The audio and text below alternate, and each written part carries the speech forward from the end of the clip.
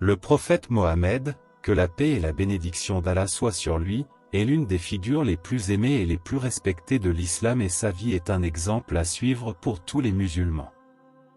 L'un des jours les plus difficiles de la vie du prophète Mohammed a été celui de sa mission à Taïf, où il a été confronté à une hostilité et à un rejet extrême qui l'ont conduit à se blesser physiquement. Malgré cela, la foi et la résistance du prophète étaient inébranlables et il continuait à prier pour obtenir des conseils et la miséricorde d'Allah.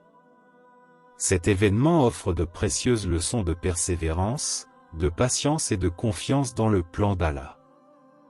Dans sa quête pour diffuser le message de l'islam, le prophète s'est rendu dans la ville de Taïf, dans l'espoir de trouver un soutien parmi ses habitants. Le prophète voyageait avec son compagnon, Zayd ibn Haritha. Cependant, au lieu de recevoir un accueil chaleureux, le prophète est confronté à une hostilité et à un rejet extrême. Les habitants de Taïf l'insultèrent, lui jetèrent des pierres et le chassèrent de la ville, le laissant blessé et en sang.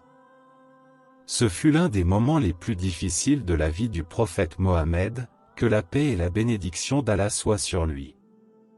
Après tous les sacrifices qu'il a consentis pour répandre les enseignements de l'islam, il a été confronté à une telle hostilité et à une telle violence physique. Malgré la douleur qu'il ressentait, le prophète est resté fidèle à sa foi. Il a continué à s'en remettre à la miséricorde d'Allah et à ses conseils.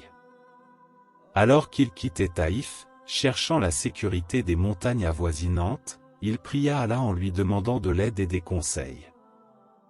Il a dit, « Ô Allah, c'est à toi seul que je me plains de mon impuissance, de l'insuffisance de mes ressources et de mon insignifiance devant les hommes. Tu es le plus miséricordieux des miséricordieux. Tu es le Seigneur de l'impuissant et du faible. Ô mon Seigneur, entre les mains de qui m'abandonnerais-tu? Entre les mains d'un parent peu sympathique qui froncerait les sourcils, ou entre les mains de l'ennemi qui a pris le contrôle de mes affaires? Mais si ta colère ne s'abat pas sur moi, je n'ai pas à m'inquiéter. Je cherche la protection dans la lumière de ton visage qui illumine les cieux et dissipe les ténèbres et qui contrôle toutes les affaires dans ce monde comme dans l'au-delà. Qu'il n'arrive jamais que je subisse ta colère ou que tu sois courroucé contre moi. Et il n'y a pas d'autre pouvoir ni d'autres ressources que les tiennes. » Cette invocation du prophète, que la paix et la bénédiction d'Allah soient sur lui, reflète sa foi profonde et sa confiance en Allah malgré la grande adversité à laquelle il a été confronté. Il s'est réfugié dans la miséricorde d'Allah et a demandé sa guidance et sa protection. Le prophète a reconnu sa propre faiblesse et les défis auxquels il était confronté, reconnaissant que seul Allah peut fournir la force et le soutien nécessaires pour surmonter ces épreuves. Allah répondit à l'invocation du prophète et deux choses se produisirent. Deux hommes riches de la Mecque virent le prophète se reposer sous un arbre. Ayant été témoins de ce qui s'était passé à Taïf, ils eurent pitié de lui et lui envoyèrent du raisin avec leur serviteur, Hadas. Le prophète a accepté le cadeau. Avant de manger les raisins, il dit à haute voix, « Bismillah, au nom de Dieu ». Ces mots ont attiré l'attention d'Hadas qui a dit que les gens d'ici n'utilisent pas ces mots. Le prophète lui demande d'où il venait. Hadas a répondu qu'il venait de Nineveh, une ville d'Irak. Le prophète lui a alors demandé, « Tu appartiens à la ville du juste, Jonas, le fils de Matthieu ?» Hadas a alors répondu « Oui ». Il était étonné de la question. Le prophète Mohammed a alors dit « C'est mon frère ». Hadas a embrassé les mains et les pieds du prophète. Le prophète et Zayd ont poursuivi leur voyage de retour.